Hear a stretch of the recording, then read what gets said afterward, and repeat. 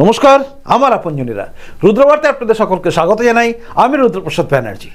তৃণমূলের মানে মমতা ব্যানার্জি এবং তার এই দলবলের মোটামুটি একটা শেষ স্বপ্ন ছিল যে যেভাবেই হোক বিএলওদের কন্ট্রোল করতে হবে এবং বিএলওদের কন্ট্রোল করলেই এসআইআর এর যে পদ্ধতি তাকে ধামা চাপা দেওয়া যাবে।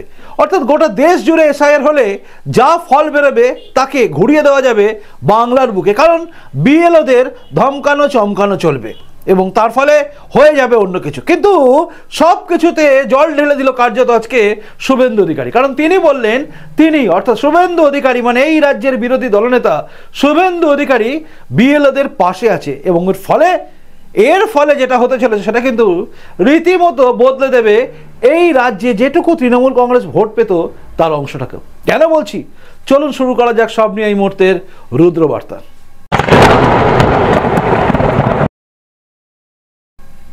আপনারা জানেন এসআইআর করতে দেব না, এসআইআর করলে ঘেরাও করবো, এসআইআর হতে দেব না, অমুক তমুক হ্যান ত্যান, অনেক বড় বড় ডায়লগ মেরেছিলেন এই রাজ্যের বিভিন্ন নেতা মন্ত্রীরা।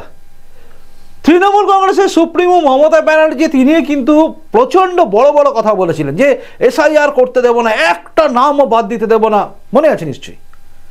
তারপর যেভাবে তিনি সিএ কে কে ছি করে রাস্তায় নেমে চেঁচিয়েছিলেন এবং বলেছিলেন সিএ করতে দিচ্ছি না, দেব না, অন্য রাজ্যে হলো এই রাজ্যে করতে দেব না, দেখা গেল সিএ হলো।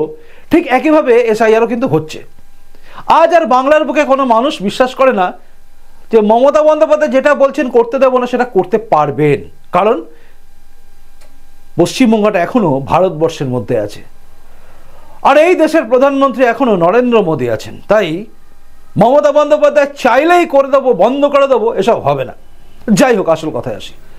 এসআইআর করতে দেবো না বলে যখন দেখলেন কিচ্ছু করতে পারছিলেন তখন তিনি কি করেছিলেন, ধমকানো চমকানো। একজনও এসআইআর যদি নাম বাদ যায় তাহলে কিন্তু দেখে নেবো। আর বিএলওদের আশ্বস্ত করেছিলেন যে কারোর কিচ্ছু হবে না, কারোর কিচ্ছু হতে দেবো না। কিন্তু দেখা গেল শুভেন্দু অধিকারী যেটা বলেছিলেন সেটাই কার্যত হয়েছে। যে বিহারে যেভাবে অ্যারেস্ট হয়েছিল, একের পর এক গ্রেপ্তার হয়েছিল, সেটা দেখে কার্যত এই রাজ্যের বিএলওরাও কিন্তু বুঝে গেছিলেন যে ভুল করা যাবে না।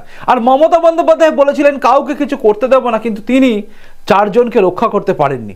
সেসব ঘটনা দেখে বিএলওরা মোটামুটি রাস্তায় ছিলেন এবং আছেনও, তারা ন্যায্যভাবে কাজ করছেন। কিন্তু যখন তারা কাজ করছেন তখনই কিন্তু বিএলওদের আবারও নতুন করে একটা ভয় দেখানোর চেষ্টা চলছে এবং সেই ভয়টা কি, ট্রান্সফার করে দেওয়া। এবং এই ভয় দেখিয়ে বিএলওদের আবার কন্ট্রোল করার চেষ্টা করছেন। কিন্তু বিএলও মানে কিন্তু তারা তৃণমূল কংগ্রেসের সেই মূর্খ বাহিনীর মতো নয় যারা বোঝে কম চেঁচায় বেশি, তাদের মতো নয়। বিএলও মানে প্রত্যেকে শিক্ষিত। আর যারা প্রাইমারি স্কুলের মাস্টারমশাই বা স্কুলের মাস্টারমশাই যারা বিএলওর কাজ করছেন তারা তো প্রত্যেকেই খুব ভালো শিক্ষিত, যেহেতু তারা পয়সা দিয়ে বা ঘুষ দিয়ে দুর্নীতি করে চাকরিটা পাননি, তারা খেটে পরীক্ষা দিয়ে ভালোভাবে চাকরি পেয়েছেন। তাই তাদেরকে ভুল বোঝানো যাচ্ছে না, তারা তাদের ন্যায্য কাজ করছে। আর যেই মুহূর্তে ন্যায্য কাজ করছে তাদেরকে চমকানোর চেষ্টা করছে এই তৃণমূল কংগ্রেস এবং তারা একের পর এক পদক্ষেপ নিচ্ছে। আর এখানে দাঁড়িয়ে শুভেন্দু অধিকারী আজকে কলকাতা বিমানবন্দরে দাঁড়িয়ে কি কথা বলেছেন প্রেসের সামনে একবার শুনুন। এই সময়কালে ওরা বিএলও প্রাথমিক শিক্ষকদের প্রভাবিত এবং ভয় দেখানোর জন্য যেটা করেছে সেটা হচ্ছে যে স্কুলে ছাত্র অনুযায়ী শিক্ষক বা শিক্ষিকা বেশি তাকে নো টিচার বা সিঙ্গেল টিচার স্কুলে ট্রান্সফার। ইতিমধ্যে বাঁকুড়াতে অর্থের বিনিময়ে 22টা ট্রান্সফার হয়েছে। ওখানকার ডিপিএসসির চেয়ারম্যান ওরা পলিটিক্যাল লোক। কিছুদিন আগেই কলকাতা হাইকোর্টে পূর্ব মেদিনীপুরের একটা কেসে মাননীয় বিচারপতি বলেছেন ডিপিএসসির নমিনেটেড চেয়ারম্যান এটাই অবৈধ।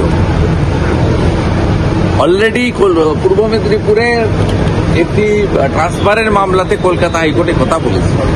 এটা স্বাভাবিক, তবে মেরুদণ্ড সোজা রাখার সংখ্যা অনেক বেশি।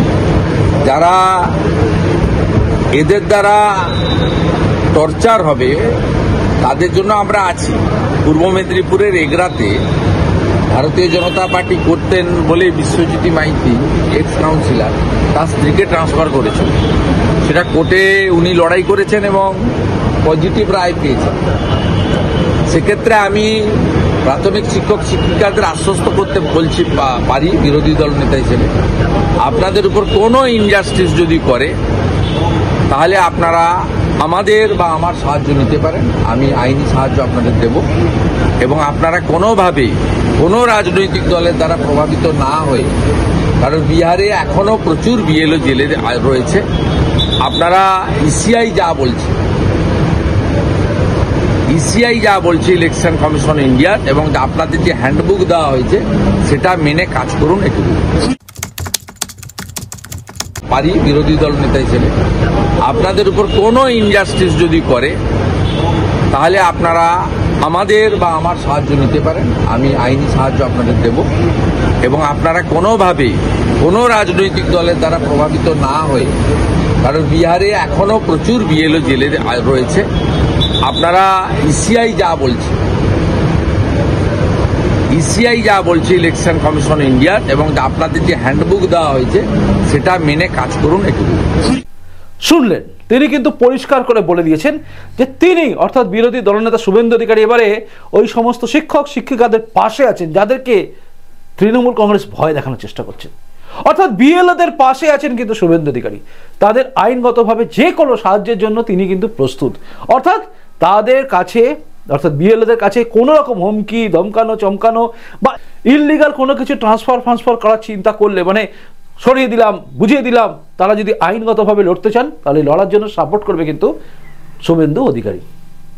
তার এই পাশে থাকা কিন্তু বিএলওদের অনেকখানি শক্তি দেবে। এবার আপনার মনের মধ্যে প্রশ্ন আসতে পারে যে সামান্য এই ব্যাপারটার জন্য এত বড় খবর কি আছে? আমি আপনাদের বলে দিচ্ছি, আপনি মিলিয়ে নিন। আমার যুক্তিগুলো খণ্ডন করতে পারলে করে দেবেন, কিন্তু যুক্তি দিয়ে। এই রাজ্যে পরিবর্তনের হাওয়া কিন্তু উঠে গেছে। এসআইআর করতে দেব না বলে মমতা বন্দ্যোপাধ্যায় বোঝানোর চেষ্টা করেছিলেন যে যে যাই করুক এই রাজ্যে কোনো ভোটারদের নাম বাদ যাবে না, ফেক ভোটার মৃত ভোটার সব থাকবে। কিন্তু মানুষ বুঝে গেছে এসআইআর যেভাবে হচ্ছে তাতে নাম বাদ যাবে, এবং বাংলাদেশ থেকে আসা অনুপ্রবেশকারী বাংলাদেশি মুসলমানরা যেভাবে পালাচ্ছে, রোহিঙ্গারা যেভাবে পালাচ্ছে, তাতে মোটামুটি পরিষ্কার হয়ে গেছে ভুয়ো ভোটার আর দেওয়া যাবে না। আর এই বাংলাদেশ থেকে আসা রোহিঙ্গা যারা আসছে, মুসলমান যারা আসছে, তারা ভোট দেবে, এই চিন্তা ভাবনা আজকে আর কেউ বিশ্বাস করছেন। তাই সবাই একটা বলছে কিন্তু কথা, বাসে ট্রামে ট্রেনে যেখানে দেখুন আপনি সব জায়গায় দেখুন একটাই কথা চলছে, সেটা হচ্ছে এই সরকার কিন্তু গেল। অর্থাৎ এসআইআর হলে যেভাবে ভুয়ো ভোটার বাদ যাবে, যে হারে ভোটার বাদ যাবে, গেল। সে সিপিএমের নিচুতলা কর্মী থেকে শুরু করে তৃণমূলের নিচুতলা কর্মী পর্যন্ত বলছে যে এইবার কিন্তু টেকা খুব মুশকিল আছে।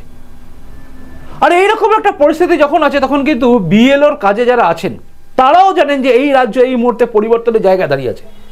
তারা তবুও ভয় পাচ্ছিল যে তাদের বিরুদ্ধে যদি কিছু করে তাহলে তাদের পাশে কে দাঁড়াবে, কারণ এটাই স্বাভাবিক।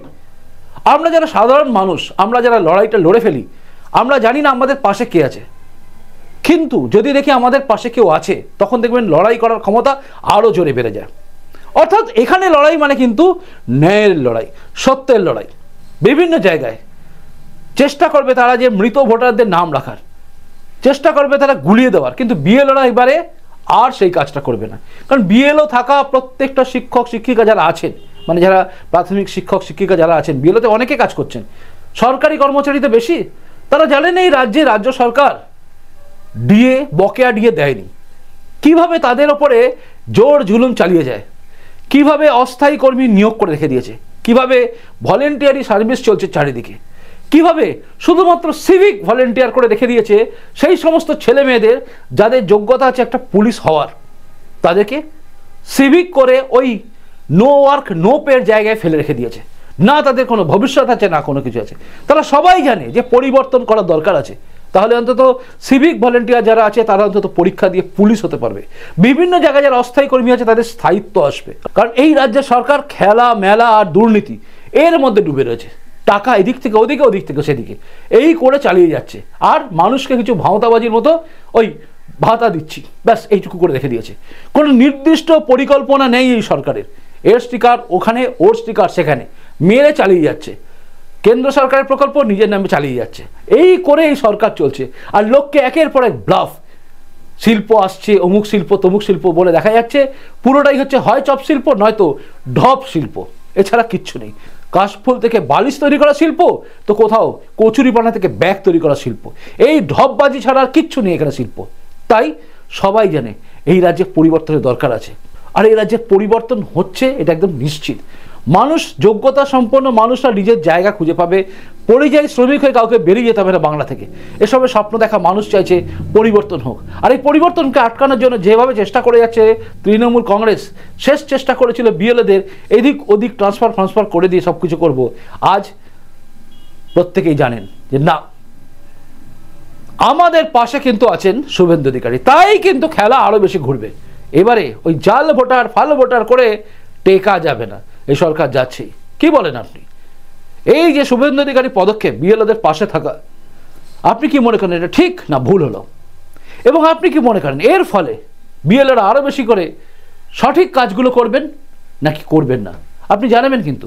আচ্ছা, আপনার কি মনে হচ্ছে পরিবর্তনের দোরগোড়ায় আমরা দাঁড়িয়ে আছি নাকি নেই? উত্তরটা দিয়ে যাবেন। আপনাদের প্রত্যেকের কাছে আমার একটাই রিকোয়েস্ট, আপনারা উত্তরগুলো দিয়ে যান। আপনাদের প্রত্যেকের উত্তর দেখার অপেক্ষায় আমি রইলাম, কারণ কমেন্ট বক্সে দেখে নজর আমার থাকে, আর আমার পরবর্তী প্রতিবেদন দেখার অপেক্ষায় আপনি থাকুন। চলুন আসি, এখনকার মধ্যে দেখা হচ্ছে এর পরের রুদ্রবার্তাতেই। আসি, নমস্কার, বন্দে মাতরম, ভারত মাতা জয় হোক, জয় হিন্দ।